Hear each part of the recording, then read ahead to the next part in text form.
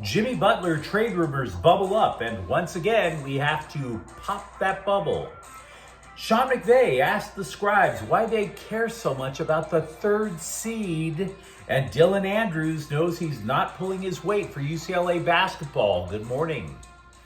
I'm James. This is your daily dose of sports and snark for the greatest sports city in the world, Los Angeles. This is the faithful Angelenos morning report. It's January 3rd, 2025. Welcome back to the Sanctum Sanctorum of LA Sports.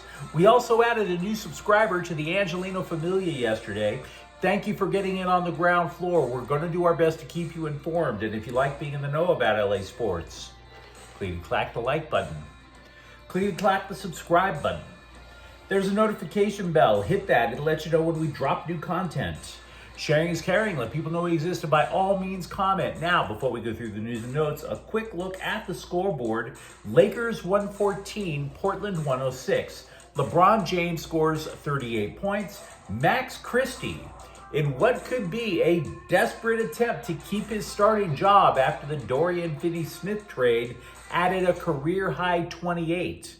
Oklahoma City, meanwhile, smashes the Clippers 116-98.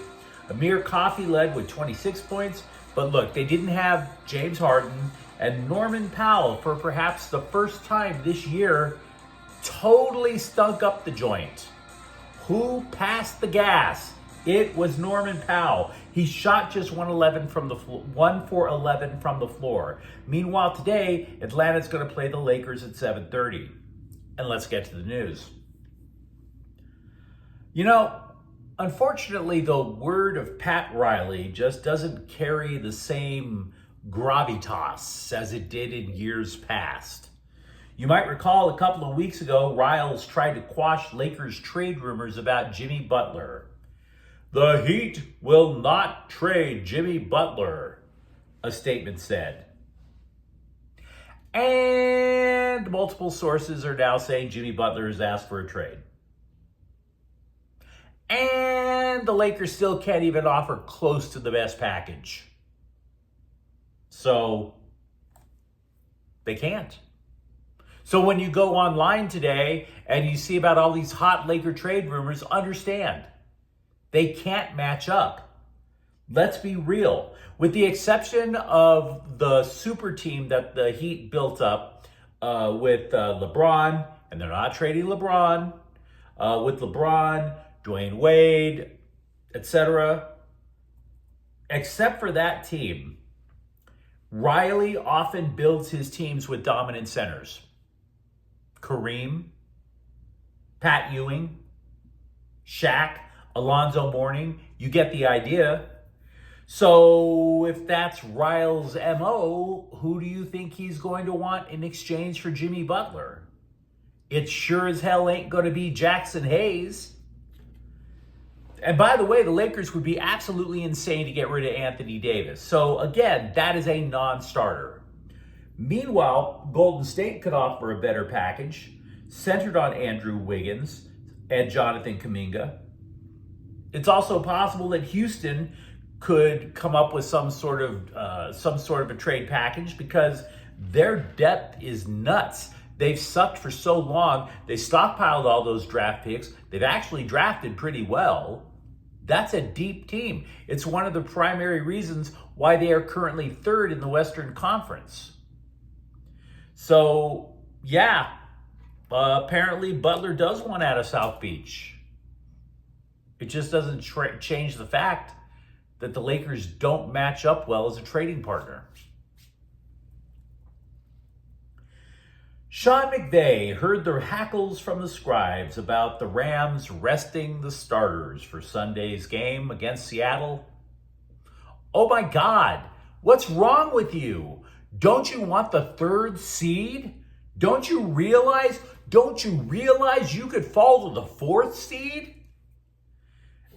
And then the scribes split even more hairs by saying, you might wind up facing Green Bay here, but if you're here, you could face Detroit. And if there's something my balding ass hates, it's splitting hairs. So Sean McVay, who to his credit has a full head of hair, replied, quote, I think there's a difference if you're talking about playing for a bye. Does the third or the fourth seed really matter? It doesn't, because I know you're going to play an excellent team. Here you're talking about either the third or the fourth seed, unquote. And by the way, you could read those quotes and easily envision Allen Iverson talking about practice, man. Quote, you could sit here and try to play all these different things, but we have to be ready to go. Somebody's coming in here, and that's going to be an excellent team that earned an opportunity to be in the postseason. If you want to do what you're going to do, you can't necessarily duck anybody, unquote. And all I'm going to say about that is he's absolutely correct. Really? You get a home game with either the third or the fourth seed, and then don't be surprised if you're on the road the rest of the way. It's just like that. I suppose while we're talking about the Rams, that I ought to mention that Jared Verse was named to the Pro Bowl, and there were also a few Chargers who were picked up, but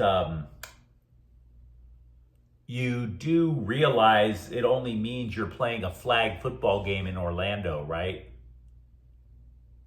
I mean, yeah, it's on TV. It's a flag football game in a public park, for Pete's sakes. And the scribes are still writing those same stories. Who got snubbed? It's a flag football game. What are we talking about here?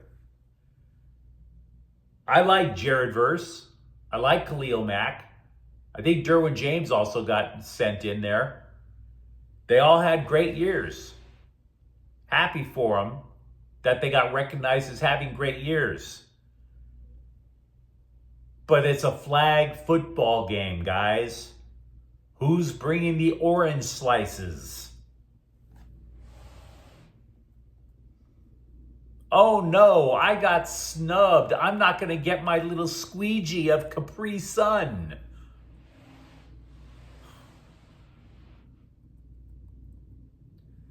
You only know that if you get like one of those things of Capri Sun and you're in Orlando, you're squeezing that bad boy into a bottle of Hennessy. UCLA basketball has raised its profile this season. No doubt about it. And good, right? It's a blue blood college basketball program. You want those type of programs to be at the center of the basketball universe. But in a surprise, Dylan Andrews has had next to nothing to do with it. He was probably the go-to guy for the Bruins when they stunk last year. Now, dude barely averages 8 points per game. Take the win against Gonzaga last weekend. He shot 0 for 5 from the floor and rode the pine for more than half of the game. So Mick Cronin kind of spoke up for the guy because after all, Andrews has been nothing but loyal. But if this is speaking up for him, Coach, you might want to read a couple of self-help books and steal some quotes. This is what Cronin said about Andrews. Quote, he's probably going to have a really good year. I'm not saying he's got to be the player of the year of the Big Ten, but he's got to give us production, unquote. Thanks for the pick-me-up, Coach. Look, here's what you should know. Dylan Andrews knows he hasn't been pulling his weight. The LA Daily News ran this feature on him. They get all these quotes from Cronin. They even go and they get quotes from Andrews' high school coach. There was only one quote from Dylan Andrews. One. I know I gotta improve. And by the way, I'm a former sports writer, as most of you guys know. I know exactly how this went down. Do you want to know what it's like to be a sports writer? Not that you would really want that job. You would actually want to have something that would put a roof over your head. Trust me, if you have kids and they say that they want to be a sports writer, you are much better off telling them to go major in like women's studies or something like that. Much bigger market for that than journalism. But here's how it went down. The editors at the Daily News are sitting there going, wow, Dylan Andrews isn't doing much. Hey, why don't you go out and ask him what's going on with his game? And so the scribe goes up to Andrews, and the dude is like, I know I gotta improve, okay? And then storms away. And then this poor bastard writing the story is like, oh crap, how the hell am I gonna fill all this space when I only have one quote from the guy? Dylan Andrews basically told me to F off. What am I gonna do now? So he basically goes to every coach Andrews has had from like YMCA up until that afternoon. You got to do something to fill bandwidth on the internet. At least Dylan Andrews knows he's got to pick up the slack. Safety has become very unstable for the Chargers in the last week. Elijah Molden is out for the rest of the year. Alohi Gilman hasn't played since week 2. He's probably going to play this weekend, but there's no assurance that he's up to the task. So the Bolts added a former first-round pick in Terrell Edmunds. The Chargers are his 5th team. Edmunds is 27. He was a first-round selection by the Steelers back in the 2018 NFL Draft. He started 75 games.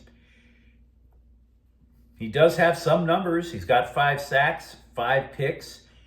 All of that was done during his 5 years with the Steelers, by the way. The Sparks have named Danielle Robinson to some job called Manager of Basketball Integration and Scout Support. To which we all said, what the hell is that? I mean, the best I can make of it is it's something like, I don't know, the Department of Homeland Security as some sort of a data catch-all for 9/11.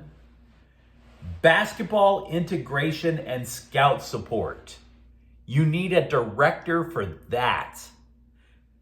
I mean, my God, the Sparks just finished the worst season in franchise history, and their solution is to create a bureaucratic job. And by the way, ask the people of New Orleans how great those bureaucrats in DHS are. I mean, they think that this whole problem is just to integrate all of the data that they're getting from their scouts. We don't even know if the Sparks have scouts. Worst year in their history. They have an alleged franchise player who seems to care more about social media brand building than actually scoring points and rehabbing her knee, and all you have to show for it is a data analyst. Why is it in life that when things fail, all you have are more bureaucrats getting hired? You tell me. Wide receiver Charles Ross has decided to leave USC football. He entered the transfer portal 2 days ago, and he's already landed at Purdue. Okay. Dude only played 3 games. Dude only caught 1 pass. Couldn't even make a dent in the Vegas Bowl with half the team leaving for the transfer portal. He still couldn't make a difference out there. So, no, I don't think if you're a Trojans fan, you're going to be fretting over this. I mean, the bloggers are going to try to make you fret over it. Like, oh my God, they lost 20 players to the portal. So what? The vast majority of them you didn't even know existed.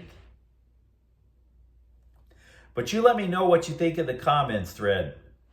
Boy, something about an all-night plane flight just really brings out the energy in these morning clips. Talk to me if you actually think the Lakers have a shot at Jimmy Butler. For that matter, do you care if the Rams are the 3rd or 4th seed? And if you enjoyed the content, don't forget to subscribe to Faithful Angelenos. We're talking LA sports every single day. Thank you for watching. I'm James. We'll be back tomorrow. Faithful Angelenos is a Kian Cortel Queso production. Take care.